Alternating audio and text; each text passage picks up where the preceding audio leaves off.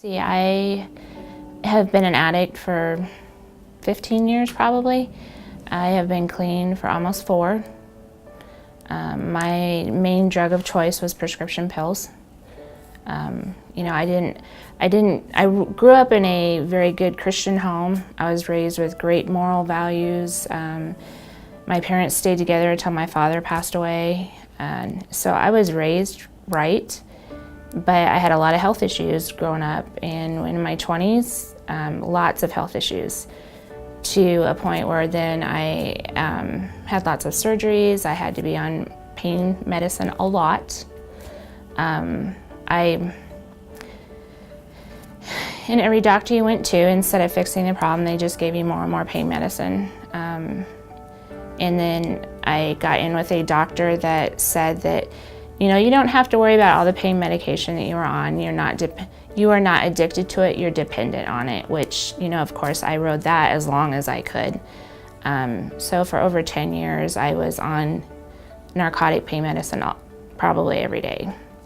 And after you're on it for so long, it starts working less and less. You have to take more and more, to a point where it wouldn't work for me. So then that's when I started doing the doctor shopping, where I would jump around different doctors, different emergency rooms. And then when you're at that point in your life, in your drug, or whether you're an alcoholic or an addict, that comes first. And all of your morals, values go out the door.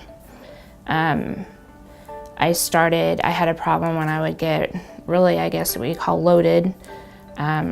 I had a problem. I'd go into grocery stores and I had problems with shoplifting. Didn't know what I was doing, but it's people wonder how you can do stuff like that, how you can stoop to that level. But if you're an alcoholic or an addict, all it matters is that drug or that drink. And I did this for 10 years. And then I lost my father, which even put me into even more of a downward spiral. I did go into a treatment program voluntarily. Did not work the first time, a 30-day treatment. A year later, I went in again, which thank God it did work. And I was able to come out and start using the facilities at my disposal, I guess. And that's when I found Revive Inc. and the Unity Houses. The Unity Houses are here in Hastings. They have 2 men's homes and 1 woman's. And I went through that program, a 6-month program, which basically saved my life.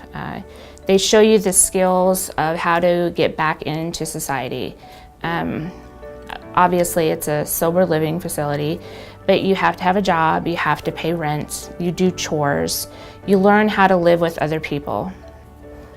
They always say, like in the program, that putting the drug or the drink down is the easiest part, but learning how to live on life's terms is the hard part, and it is. It is very hard to go through death in the family, or problems with spouses or whatever. It's hard to not run to that. And I'm not saying it has been easy for me. It has been very, very hard for 4 years. They were able, after the 6-month program that I graduated here, they were able to help me get my first apartment, the deposit put down on it. I paid them back, but with money that comes from United Way, they were able to help me. And now for 3 years, I've been a house mentor. I help with fundraising, because it's the one way I can give back. And I would not be here today if it wasn't for them, and if it wasn't for my friends and family. I have a wonderful job. I would never think working in a manufacturing place that I would love. But when you're sober, it doesn't matter. You learn to love things. It's the people you work with, and they have all been instrumental in my sobriety. And I take every day, one day at a time, as they say it. I hate the cliches that they use, but it's true. And it's not easy. There are days, there are weeks when I just want to throw in the towel, and I think it would be really easy to just run. And I also had a problem with benzos, which are the Xanax, the Klonopins. It would just be really nice to not be able to feel. And I'm glad this was here for me. I'm glad that it's available in this town. And they have it's a faith Christian-based program.